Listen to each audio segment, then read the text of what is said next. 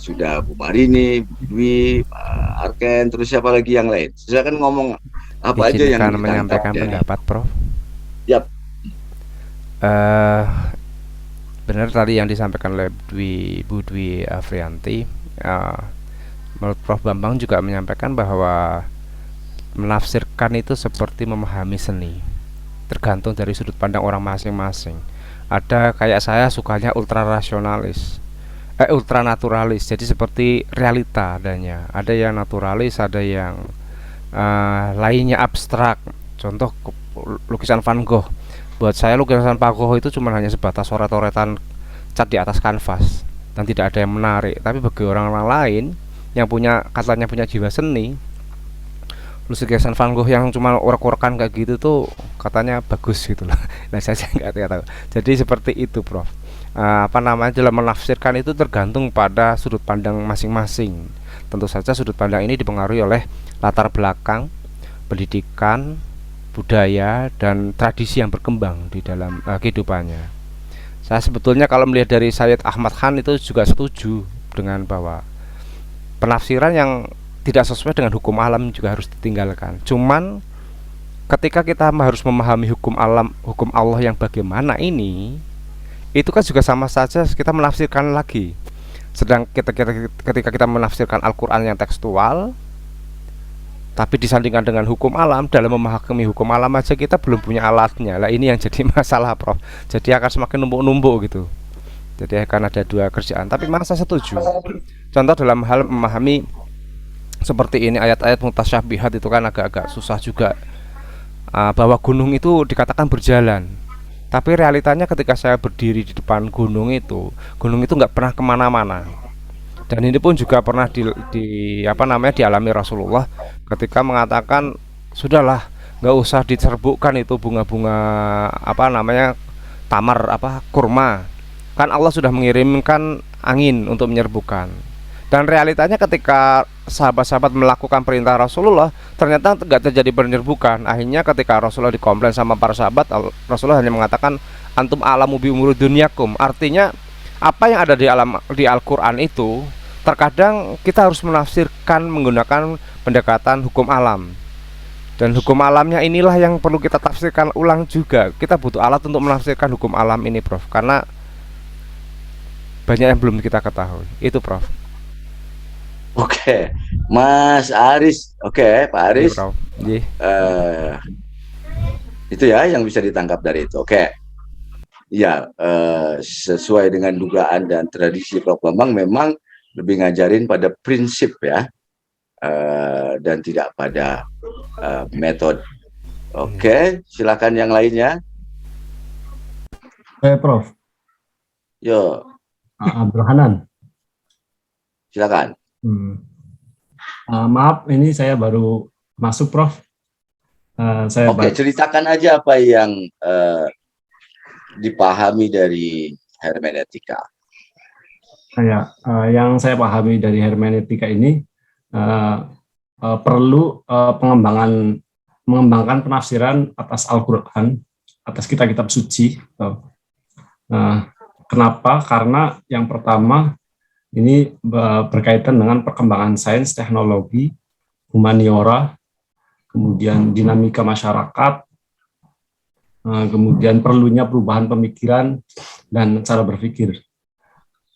Kalau dikaitkan dengan Al-Quran, ini bagaimana menafsirkan Al-Quran, ini kombinasi antara ulumul Quran dan perangkat ilmu kontemporer. Itu yang saya pahami. Nah, yang jadi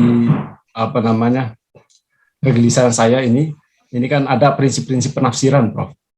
Yep. Nah, penafsiran berdasarkan ilmu, kemudian berdasarkan al-muhafadzah ala qadri sholeh, penafsiran kemaslahatan manusia dan alam, bukan untuk menimbulkan kekacauan, penafsiran itu dinamis dan terus berkembang, penafsiran adalah relatif kebenarannya, atau yang absolut adalah Allah dan ilmunya. Nah, itu kalau penafsiran ini membutuhkan pengembangan atas penafsiran itu ada sisi-sisi yang di dalam hermeneutika itu meniadakan autor gitu. Oke. Itu bagaimana, Bro? Itu saja sih, Prof. Oke. Meniadakan autor itu yang dipahami apa itu? Kalau konteksnya Al-Quran,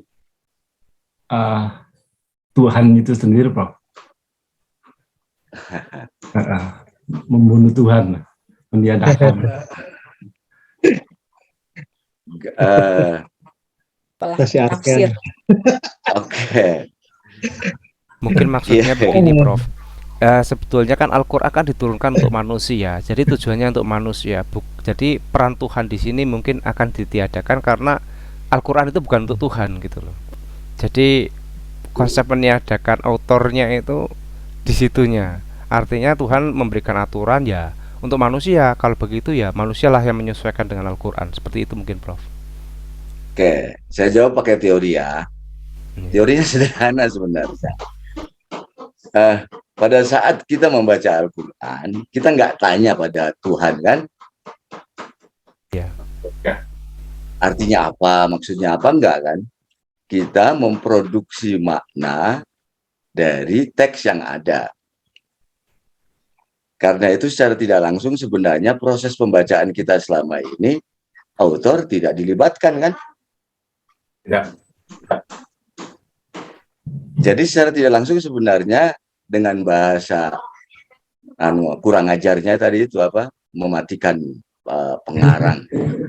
Padahal itu cuma bahasa bombastis saja. Intinya sederhana. Dalam menafsirkan itu kita hanya menafsirkan teksnya.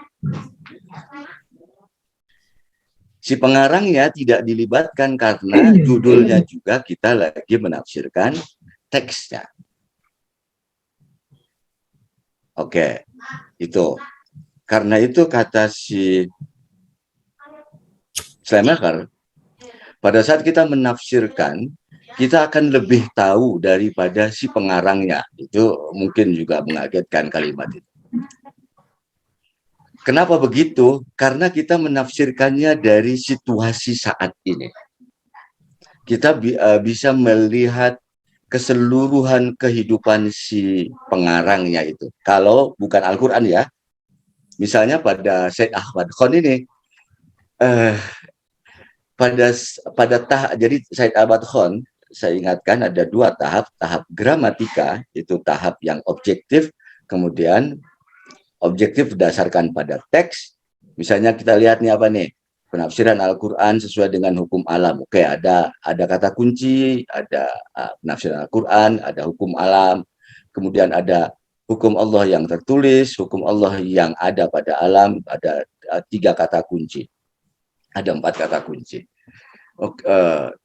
Pertanyaan kita mengerti, semuanya setuju, memang kayak gitu. Oke, sekarang yang kedua pertanyaannya, Ahmad Khan ini hidup di mana sih? Kan tadi kata siapa yang tadi ngomong bahwa kita mesti melihat di mana dia hidup, apa konteks dan lain sebagainya. Kenapa sih dia mikir kayak gini? Dia hidup tahun berapa sih? Apa sebenarnya yang sedang dia pikirkan? Itu yang saya sebut dengan menerobos.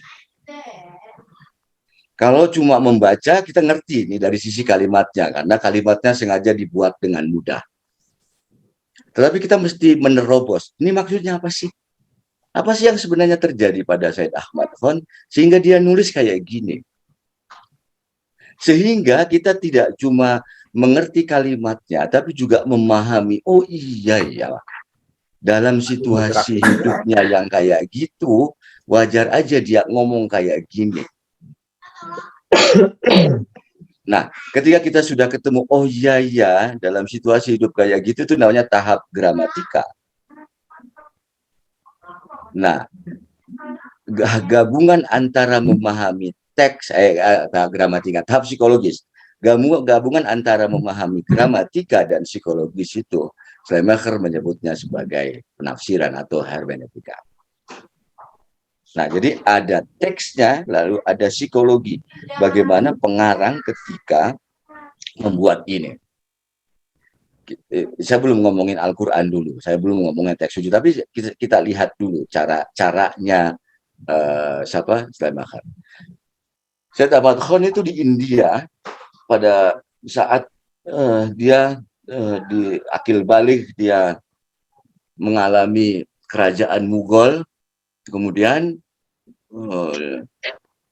Mughal dihancurkan oleh Inggris, orang Islam India dipukulin, dikalahkan di mana-mana oleh orang Inggris, dan seluruh argumen tentang Al-Quran itu dipatahkan, bukan cuma secara logika, tetapi dalam kenyataan. Misalnya, faktanya adalah apa? Orang Islam kalah.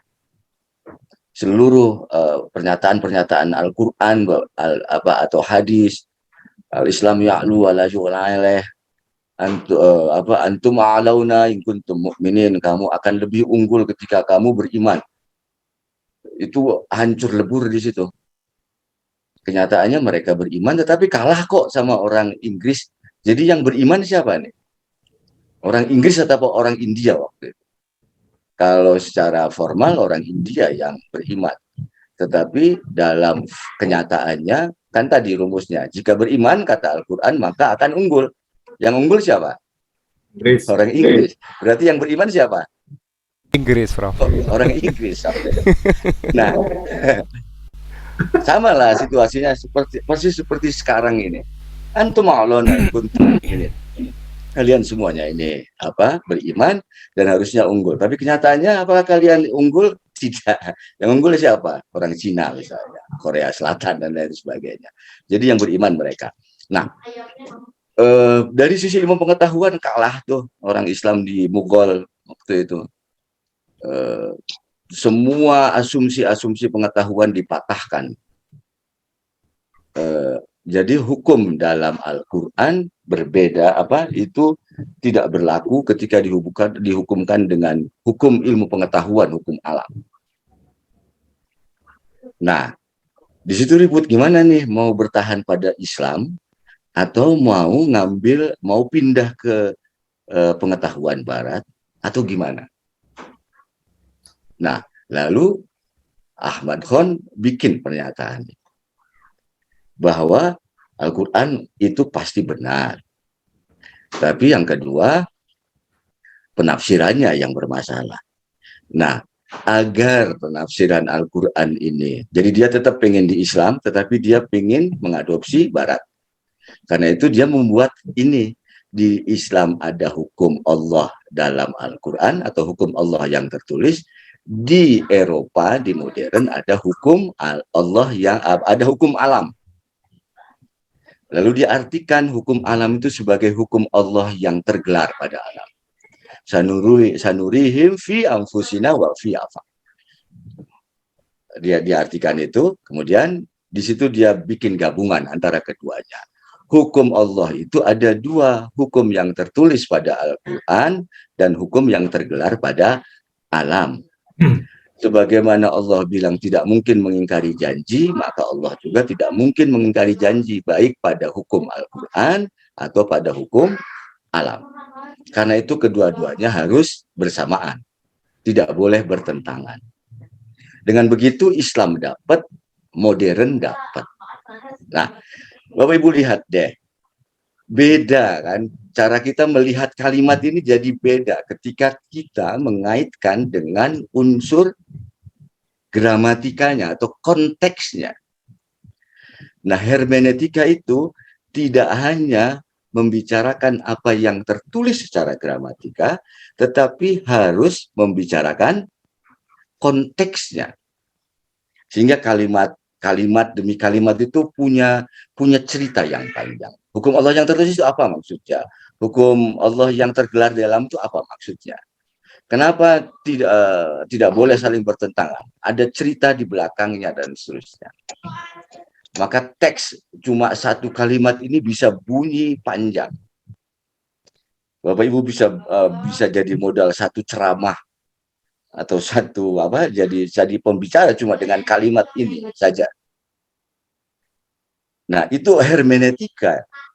mestinya. Gitu. Bisa dipahami. Nah, divinatoris itu tadi menembus apa yang di belakang. Apakah selesai di situ? Belum tentu, belum selesai juga.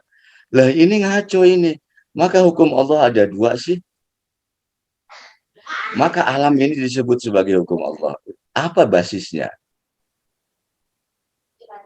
Ya, yang ayat Al-Quran tadi saya sebutin, satu hal.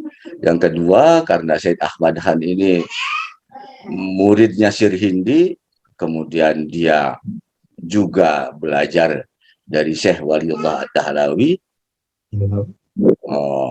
dan dua-duanya itu Sufi, yang juga belajar Ibn Arabi, maka kita bisa misalnya mengaitkan dengan kitab Syajaratul Kaun-nya Ibn Arabi, bahwa Allah itu memang menciptakan realitas itu memang begitu, ada yang dikatakan, ada yang dinyatakan. Jadi bisa dikaitkan dengan itu tuh, itu disebut dengan jaring-jaring makna yang panjang. Jadi ini luar biasa besar.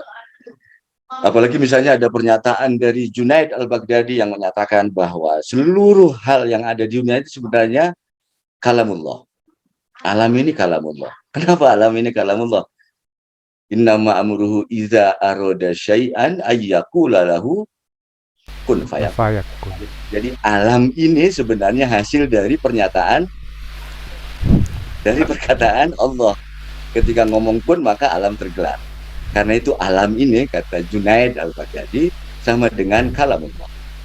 Sama sucinya harus dilindungi. Sama memiliki tanda-tandanya, ayat-ayatnya, karena itu harus ditafsirkan. Gitu. Jadi itu contoh. Ya, saya agak akrobatik pada Bapak Ibu sekalian, biar Bapak Ibu bisa membayangkan bahwa hermeneutika itu membuat kita jadi lebih keren sebenarnya ketika ngomongin sesuatu.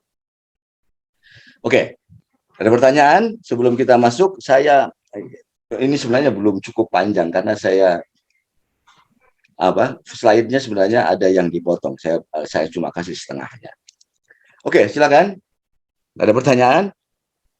Ya, Prof. Untuk yang kematian pengarang nanti kita akan bicarakan.